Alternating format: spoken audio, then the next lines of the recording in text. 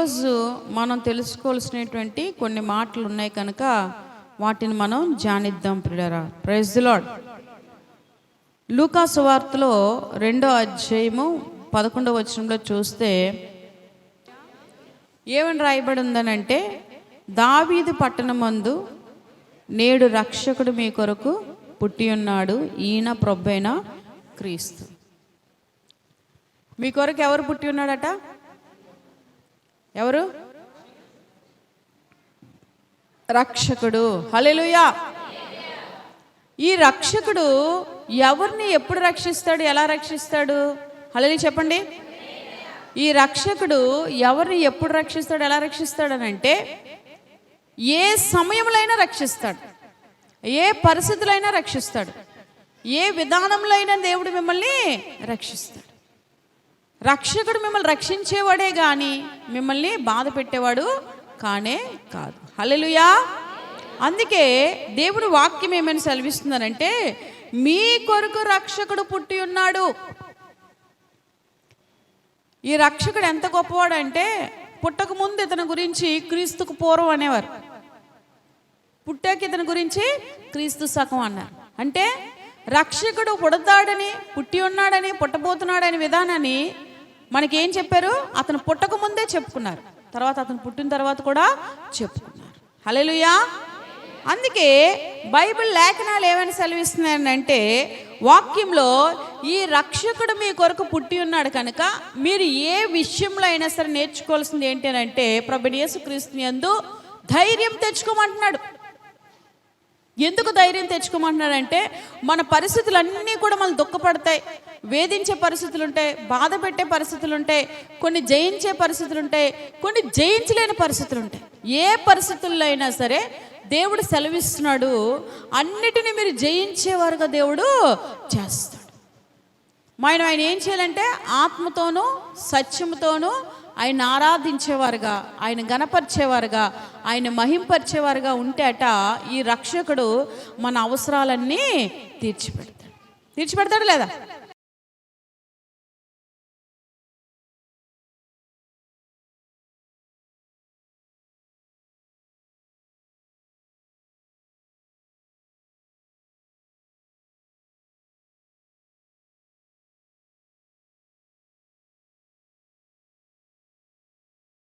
ఒక మాట మనం చూసినట్లయితే, యెషయా గ్రంథం 9వ అధ్యాయము 6వ వచనంలో, యాలి అనగా మనకు శిశువు పుట్టెను, మన కుమారుడు అనుగ్రహింపబడును, ఆయన భుజముల మీద రాజ్యభారం ఉండెను, ఆశ్చర్యకరుడు, ఆలోచనకర్త, బలవంతుడైన దేవుడు, నిత్యుడొక తండ్రి, సమాధానకర్తయగు అధిపతి అని అతనికి పేరు పెట్టబడెను.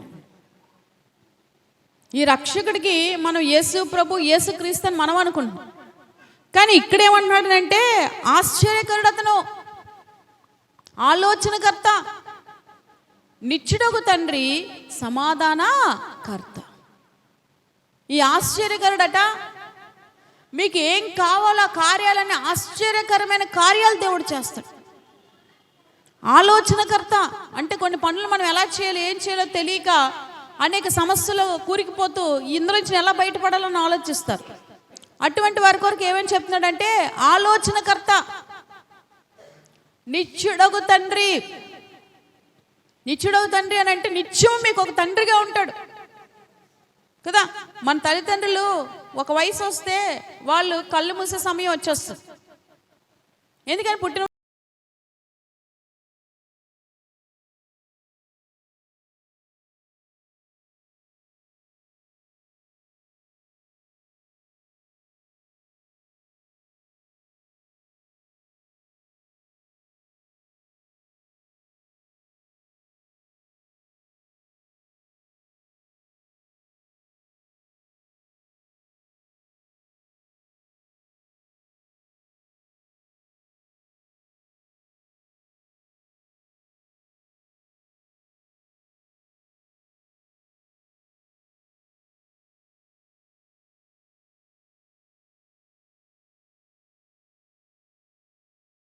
తట్టి ధైర్యం చెప్పిన వాళ్ళు కావాలి. ఎంతటి వీరులకైనా కావాలా లేదా? ఎందుకనంటే కష్టం వచ్చినప్పుడు తన స్నేహితుడికో, తన స్నేహితురాలకో, తన భార్యకో, తన భర్తకో, తన అన్నదమ్ములకో, అక్కచెల్లెలకో, బంధుమిత్రులకో, ఎవరికొకరికి తన మనసులో ఉన్న మాటని చెప్పుకొని వాళ్ళ నుంచి కొంత ఓదార్పు పొందాలని చూస్తారు. ఇది మానవ నైజం. ఈ నైజానికి అలవాటు పడిన వాళ్ళు ఎంతోమంది చెప్పుకున్న వాళ్ళ ద్వారా ఇబ్బంది పడేవాళ్ళు ఉన్నారు. అప్పుడు మేము ఎవరికి చెప్పుకోవాలి మా బాధ? ఎవరికి చెప్పుకుంటే మాకు సాయం చేస్తారు? ఎవరికి చెప్పుకుంటే మమ్మల్ని ఓదారుస్తారు? ఎవరికి చెప్పుకుంటే ఈ బంధకంలోంచి మమ్మల్ని విడిపిస్తారు అని ఆలోచించే వాళ్ళందరితో ఈరోజు దేవుడు మాట్లాడుతున్నాడు. ఏమనంటే, మీ కొరకు రక్షకుడు పుట్టి ఉన్నాడు. హల్లెలూయా. ఆ రక్షకుడు ఏంటంటే నిత్యుడొక తండ్రి. మీకు ఒక తండ్రిగా ఉండి మీ అవసరాలన్నీ తీర్చిపెట్టేటువంటి రక్షకుడు. ఆయన మీరు నమ్మాలి. 3 పూట్ల క్రమం తప్పకుండా ఎలాగైతే మనం భోజనానికి ఇష్టపడ్డ చేయిస్తామో, ఎందుకు చేస్తామంటే బ్రతకాలని కూడా చేస్తాం. తినాలనే ఉద్దేశం కన్నా తినకపోతే ఎక్కడ మనం బలహీనం అయిపోతామని చెప్పి తింటాం. వాస్తవానికి చెప్పాలంటే ఇప్పుడున్న బిజీ షెడ్యూల్కి భోజనం కూడా చేయడం అరుదైపోతుంది. 10 నిమిషాలు, పావు గంట. కానీ తింటారు ఏదో రకంగా. ఎందుకనంటే ఎక్కడ బలహీనం అయిపోతామని. మన జీవితాల్లో నేర్చుకోవాల్సింది ఏంటంటే, దానికన్నా విలువైనది నీవు దేవుణ్ణి ఆరాధించుట, మీరు దేవునికి ప్రార్థించుట, మీరు దేవుణ్ణి ప్రేమించుట, మీరు దేవుణ్ణి ఘనపరచుట. ఎందుకు అనంటే, అమ్మా దేవుడు చెప్తున్నాడు, ఏదో ఒకరోజు ఒక సమస్య వస్తుంది. ఆ సమస్యకి విడుదల చేసేవారు ఎవరైనా ఉన్నారంటే మనకు ఆలోచన చెప్పి నెరవేర్చేవాడు యేసుప్రభువారు. అందుకే మనం ఏం చేయాలంటే ఆ రక్షకుడిని మనం ఆరాధించేవారుగా ఉందుముగాక.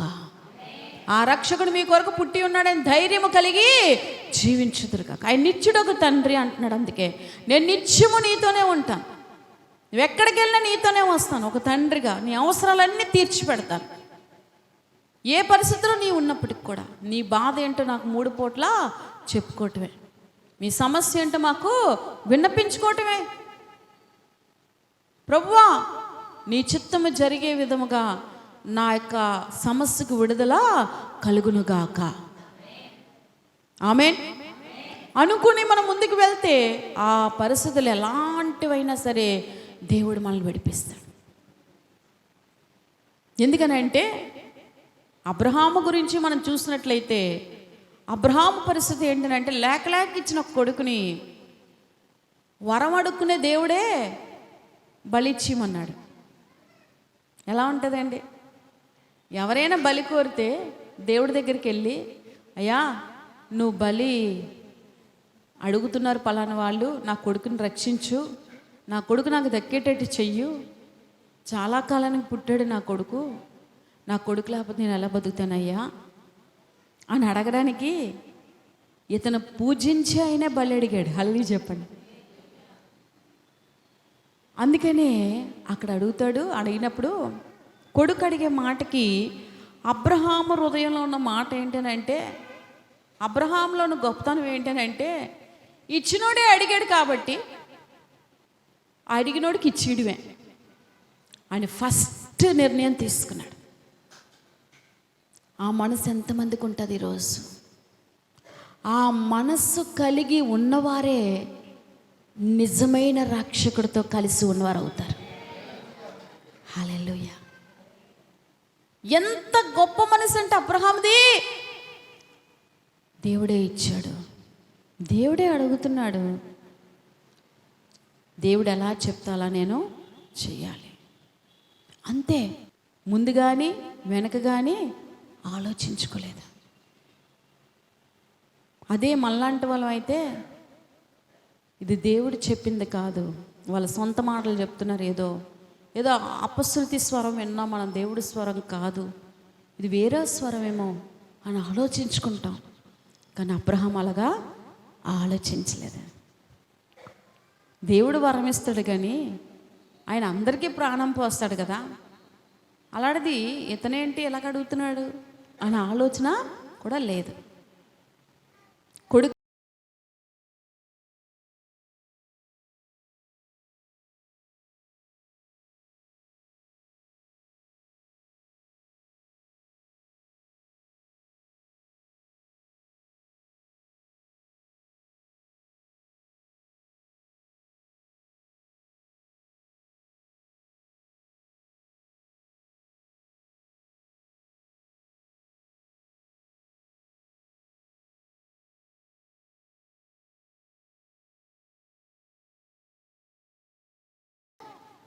అమ్మో ఈ బాధ ఎందుకు అని చెప్పి ఏం చెప్తాడు తెలుసా?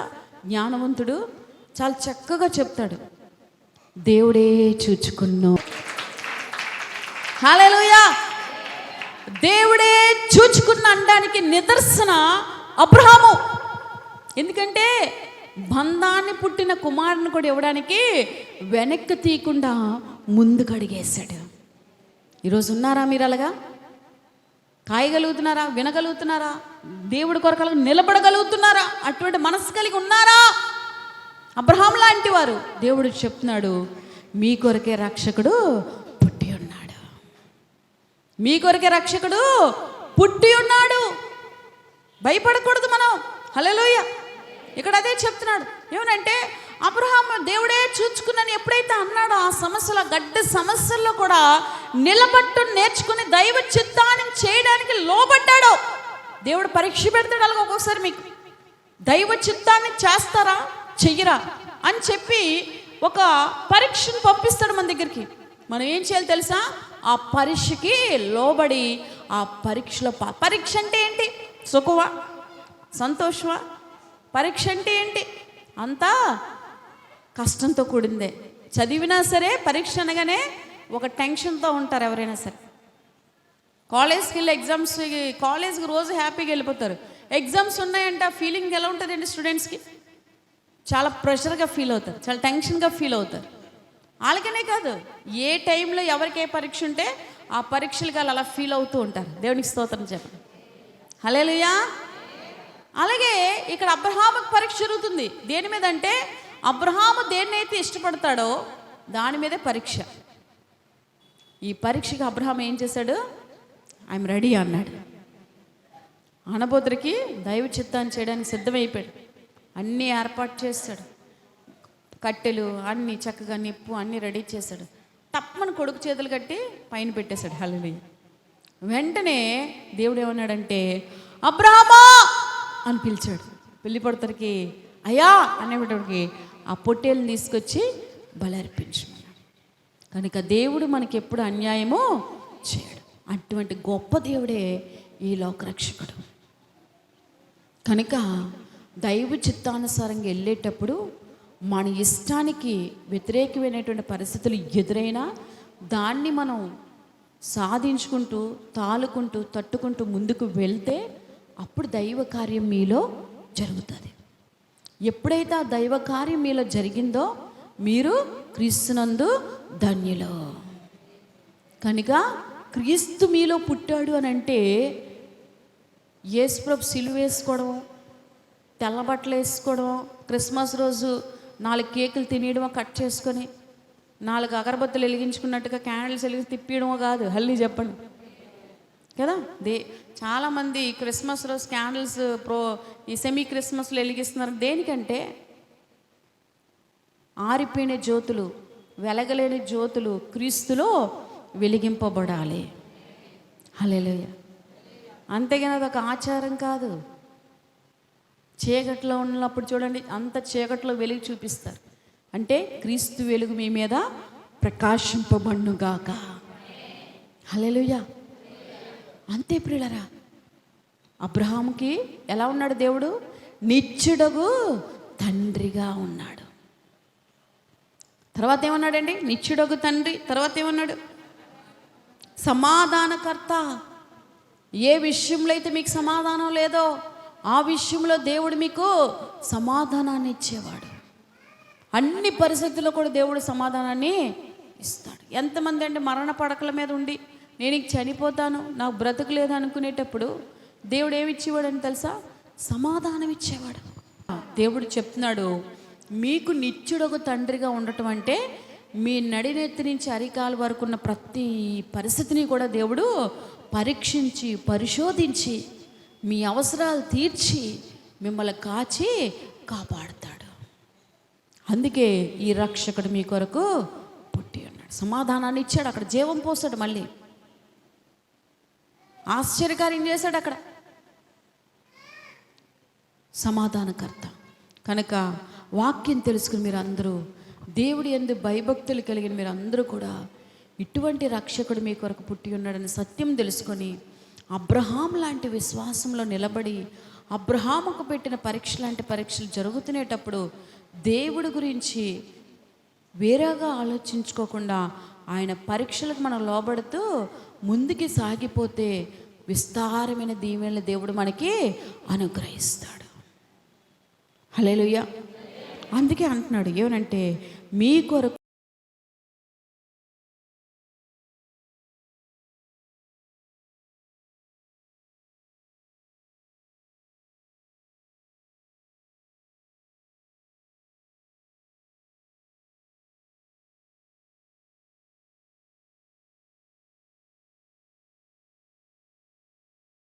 పుట్టి ఉన్నాడు. కొంతమంది అంటారు నాకు మరి ఎవరు లేరు, పిల్లలు పుట్టారు కానమ్మా నన్ను పట్టించుకోలేదు, వాళ్ళు ఇష్టం వచ్చినట్టు వాళ్ళు వెళ్ళిపోయారు, ఈరోజు నన్ను ఒంటరిదానిగా చేస్తారు, కనీసం నా భర్త కూడా లేడు, మొన్నటి దినాన్ని మరణించాడు, ఒంటరిగా ఉన్నాను నేను ఆలోచిస్తున్నారా? దేవుడు అంటున్నాడు మీ కొరకు రక్షకుడు పుట్టి ఉన్నాడు. హల్లెలూయా. మీ కొరకు పుట్టి ఉన్నాడు. అమ్మ మళ్ళీ నా గర్భం రాదు కదా, ఎలా పుట్టాడు? ఎక్కడ పుట్టాడమ్మా అంటే మీ హృదయంలో దేవుడు పుట్టి ఉన్నాడు. మీ హృదయంలో ఒక చోటు ఇచ్చారు చూసారా, ఎవరికొకరికి వాళ్ళు మీకు దూరం అయిపోయినప్పుడు ఖాళీ ఉన్న చోటు ఉంటుంది చూసారా, ఆ చోటు ఎవరికి ఇవ్వాలంటే ఆ దేవుడికి ఇవ్వాలి. ఆ దేవుడు ఏం చేస్తాడనంటే ఆ హృదయంలో ఉండి మీ అవసరాలన్నీ కూడా తీరుస్తూ మీ చెయ్యి పట్టుకొని నడిపిస్తాడు. మీకు ఏదైనా ఒక పని మీ దగ్గరికి వచ్చిందనుకో, ఆ పని ఎలా చేయాలో తెలియట్లేదా? అస్సలు భయపడకండి. తండ్రి ఈ పని నా చేతిలోకి వచ్చింది, ఈ పని ఎలా చేయాలో నాకు నేర్పించు. ఇంకా ప్రియులరా, బైబిల్ ఏమని సెలవిస్తుందనంటే రక్షకుడు ఏ పరిస్థితులు ఎలాగున్నా సరే మీరు మనస్ఫూర్తిగా మీరు అడిగితే అద్భుతమైన కార్యము దేవుడు చేస్తాడు. మనస్ఫూర్తిగా మీరు అడగాలంటే ఒక గోల్ ఉండాలి మీకు. ఇందులోంచి నేను బయటపడాలంటే మీకు పెయిన్ తీసుకోవాలంటే ఆ పెయిన్లు ఎలా ఉండాలంటే మూలగాలి ముక్కాలి దేవుడి దగ్గర కన్నీటితో ఆయన పాదాలు వేడుకోవాలి. సహాయం చేసినోడు ఉన్నాడంటే నువ్వే చేస్తావయ్యా, నీకు అనుకూలంగా నన్ను మార్చు, నాకు సహాయం చెయ్యు. మీకు సహాయం రావాలి అని అంటే మనం ఏం చేయాలి? దేవుడికి అనుకూలంగా మారాలి. మారకుండా ఎలా సాయం వస్తుంది? రాదు. ఎందుకనంటే సాయం చేసే వాళ్ళకి కొన్ని పద్ధతులు ఉంటాయి. ఆ పద్ధతులు మనం ఏకీపిస్తే చెయ్య కలుస్తుంది. ఆ పద్ధతులు మనం ఏకీపించకపోతే ఆ సాయం మనకి. హల్లెలూయా. నేను అదే మీకు చెప్తున్నాను. మీకు ఏ పరిస్థితులు ఎలాగున్నా సరే ఆయన ఏం చెప్తున్నాడో ఆ పద్ధతులకు మీరు వెళ్ళుదురుగాక. ఆ పద్ధతిలో మీరు వెళ్తే ఆ పనులని దేవుడు జరిగించునుగాక. ఆ వినే స్వరము నీ పద్ధతులను విని ఆ ప్రకారంగా జీవించే మనస్సు నాకు దయచే ప్రభువా. ఎస్, మనం చేయలేము. ఎందుకంటే ఈ శరీరం లోకానికి అలవాటు పడిపోయినప్పుడు ఆయన పద్ధతుల్లోకి మనం వెళ్దామనే శరీరం ఒప్పుకోదు. హల్లెలూయా. మనం ఏం చేయాలి? కట్టుబడి ఆ పద్ధతిలో మనం ముందుకెళ్తే ఆ పద్ధతి ప్రకారం దేవుడు మనల్ని ఏం చేస్తాడంట? దీవిస్తాడు. ఆమేన్. అందుకే చెప్తున్నాడు లోకరక్షకుడు మీ కొరకు పుట్టి ఉన్నాడు కనుక ఎన్ని పరిస్థితులు, వ్యతిరేకమైన పరిస్థితులు మీకు ఎదురైనా దేవుడు చెప్తున్నాడు మీ అవసరాలను నేను తీరుస్తాను, మీకున్న ప్రతి పరిస్థితిని కూడా నేను మార్చివేస్తాను, సర్వము నా చేతిలో గుప్తమై ఉన్నవని దేవుడు చెప్తున్నాడు. ఎందుకంటే నా పేరే ఆశ్చర్యకరుడు, ఆలోచనకర్త, నిత్యుడగు తండ్రిని, సమాధాన కర్తని. ఆమేన్. అందుకే ఇక్కడ ఏమని చెప్తున్నారంటే మీకా సువార్త 5:2 బెత్లెహేమ ఎఫ్రాతా యూదావారి కుటుంబంలోని నీవు స్వల్పమైన దానివైనను నా కొరకు ఇశ్రాయేలును ఏలబోవాడు నీలో నుండి వచ్చును. పురాతన కాలం మొదలుకొని శాశ్వత కాలము ఆయన ప్రత్యక్షమగుచున్నాడు. ఏమంటున్నాడు ఇక్కడ? బెత్లెహేమ ఎఫ్రాతా అని చెప్పి నీవు స్వల్పమైన గ్రామమైనను నా కొరకు ఇశ్రాయేలు ఏలబోవాడు నీలో నుండి వచ్చుచున్నాడు. నీలో నిండంటే మీ హృదయం ఎప్పుడైతే దేవుడికి చోటిస్తారో ఆ దేవుడు ఏం చెప్తున్నాడంటే అనేక మందిని ఏలేవాడుగా దేవుడు మిమ్మల్ని ఆశీర్వదిస్తున్నాడు. గట్టిగా ఆమేన్ చెప్పండి. అనేక మందిని ఏలేవారుగా దేవుడు మిమ్మల్ని మీరు అనుకుంటారు నాకే చోట్లేదు, నాకే బతుకులేదు, నాకే దారి లేదు, నాలో నుంచి రావడం ఏంటి ఇశ్రాయేలు ఏలినవాడు అని మీరు అనుకుంటే దేవుడు అంటున్నాడు నీలో నుంచే రాబోతున్నాడు. హల్లెలూయా. నీలో నుంచి రాబోతున్నాడమ్మా. నిన్ను దేవుడు ఎన్నుకున్నాడు. నువ్వు స్వల్పమైన దానివి, స్వల్ప గ్రామమైన దానివి అని నువ్వు అనుకోమాక. ఆమేన్. ఎవరితో చెప్తున్నాడు ఈ మాట? సంఘముతో దేవుడు చెప్తున్నాడు. కనుక యేసయ్య మీలో నుండి అనేక మందిని ఆశీర్వదించాలని మీ కొరకు ఆయన పుట్టి ఉన్నాడు. మీ హృదయములో ఆయన నివాసము చేస్తున్నాడు. హల్లెలూయా, హల్లెలూయా. మన నిరీక్షణ ఏంటి, మన ధైర్యం ఏంటంటే ఈ భూమి మీద ఏ ఉన్నా లేకపోయినా నేను ఆరాధించే దేవుడు నాతో ఉన్నాడు, నాలో ఉన్నాడు, నాపై ఉన్నాడు అనే నిరీక్షణ మనల్ని ఎలాంటి పరిస్థితుల్లో అయినా సరే బ్రతికే ధైర్యాన్ని కలిగిస్తుంది. ఆమేన్ చెప్పండి. హల్లెలూయా.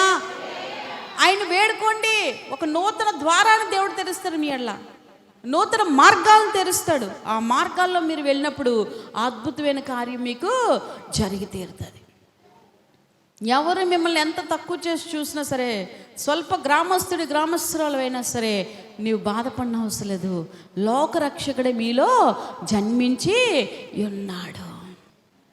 ఏలియాని కాకులతో పోషించిన దేవుడు మనల్ని పోషించడా? ఆయన నిరీక్షణ ఏంటి? దేవుడు ఉన్నాడు కానీ కాకులతోని పోషించాడు. తర్వాత విధవరాల ద్వారా కూడా దేవుడు పోషించాడు. ఈరోజు మనం ఏ పరిస్థితుల్లో ఎలాగున్నా దేవుడు మన పక్షంగా ఉండి మనల్ని పోషిస్తాడు. నమ్మిన వాళ్ళు హల్లెలూయా, హల్లెలూయా. అందుకే నువ్వు ఎంత మాత్రం స్వల్పమైన దాన్ని స్వల్పమైన వాడు అనుకోవడానికి వీలు లేదు. నీ హృదయం చాలా విలువైనది. నువ్వు చాలా విలువైన పరిస్థితిలో ఉన్నవారు స్వల్పమైన దాన్ని కాదు, కానీ దేవుడి యొక్క ఆత్మ నీలో ఉండునుగాక. ఆయన నీ హృదయంలో ఆయనకి చోటు ఇచ్చుదువుగాక. అప్పుడు నీవు చెప్పిన సువార్తికులే ఏలేవాడుగా దేవుడు చేస్తాడు. నీ బిడ్డల్ని దేవుడు ఏలేవాడుగా దేవుడు చేస్తాడు. ఆమేన్.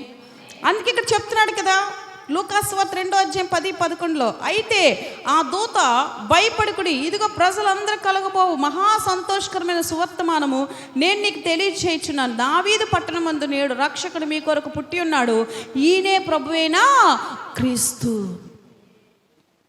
కనుక దేవుడు మన కొరకు పుట్టి ఉన్నాడు అనే సత్యం తెలుసుకుని మీరు అందరూ కూడా నేర్చుకోవాల్సిన విషయం ఏంటంటే, మరి ఈ యొక్క క్రిస్మస్ పండుగ అనేది ఆచారం కాదు, కానీ ఇది ఒక రకమైన సువార్త చేసే విధానమై ఉన్నది. అది ఏమనంటే ఈ రక్షకుడు మీ కొరకు పుట్టి ఉన్నాడని మరొక మాట ప్రతి ఒక్కరికి జ్ఞాపకము చేస్తూ ఉంటారు తన దాసులు, తన బిడ్డలు.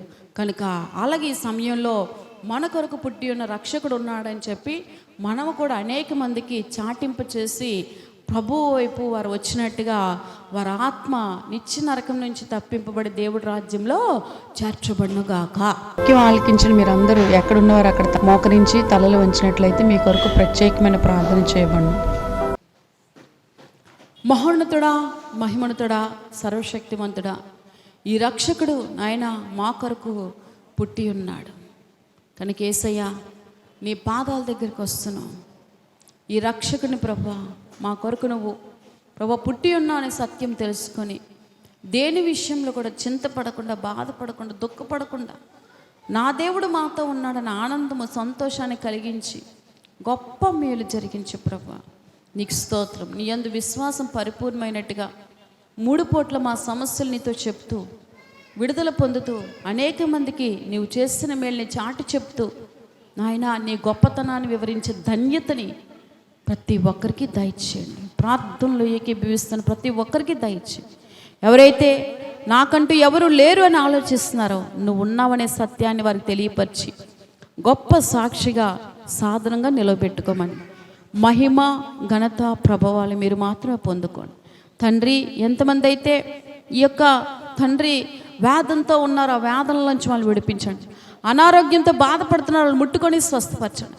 అప్పుల సమస్యలతో దుఃఖపడుతున్నారు, ఆ సమస్యల నుంచి వాళ్ళని విడిపించమని, ఆదరించి అంతవరకు అందరినీ దీవించి ఆశీర్వదించమని యేసయ్య నామములో అడిగి వేడుకొని ప్రార్థిస్తున్నాము తండ్రి, ఆమేన్. చూస్తున్న ప్రతి ఒక్కరికి నేను చెప్పే విషయం ఏమిటంటే, మీరు ఏ సమస్యలతో బాధపడుతున్నా, ఎటువంటి చీకటి శక్తులతో పీడింపబడుతున్నా, కుటుంబ సమస్యలతో బాధపడుతున్నా, రండి జీసస్ కింగ్డమ్ చర్చ్కి. మీ కొరకు, మీ సమస్యల కొరకు, మీ వ్యక్తిగత జీవిత అభివృద్ధి కొరకు, కుటుంబ అభివృద్ధి కొరకు ప్రార్థనలు చేయబడును. మీ కొరకు ప్రత్యేకంగా సిస్టర్ సంధ్యారాణి గారు వ్యక్తిగతంగా ప్రార్థన చేయబడడం జరుగుతుంది. మా జీసస్ కింగ్డమ్ చర్చ్ బృందం వారు కూడా ప్రత్యేకంగా ప్రార్థనలు చేస్తారు. నేడే మీ సమస్యలను మాకు తెలియపరిచి మీ సమస్యల నుండి విడుదల పొంది ప్రభు యొక్క ఆశీర్వాదాలు పొందుకోండి. మరి ఇంకెందుకు ఆలస్యం, నేడే మీ సమస్యలు మాకు తెలియపరచండి. దిక్కులేని వారికి, నిరాధారులకు జీసస్ కింగ్డమ్ చర్చ్ వారు వస్త్రాలు ఇస్తూ, ఆహారాన్ని అందిస్తూ, యేసు ప్రభు వారి కొరకు సువార్తను ప్రకటిస్తూ కరపత్రికలు అందిస్తున్నారు. ఈ పరిచర్య అనేక మందికి సహకారంగా ఉండేలాగా మీ ఆర్థిక సహకారాన్ని అందించండి. దేవుడి దీవెనలు పొందుకోండి. మా గూగుల్ పే, ఫోన్పే నెంబర్ 8374100480. పూర్తి వివరాలకు సంప్రదించాల్సిన మా ఫోన్ నెంబర్ 837464447555. మా చిరునామా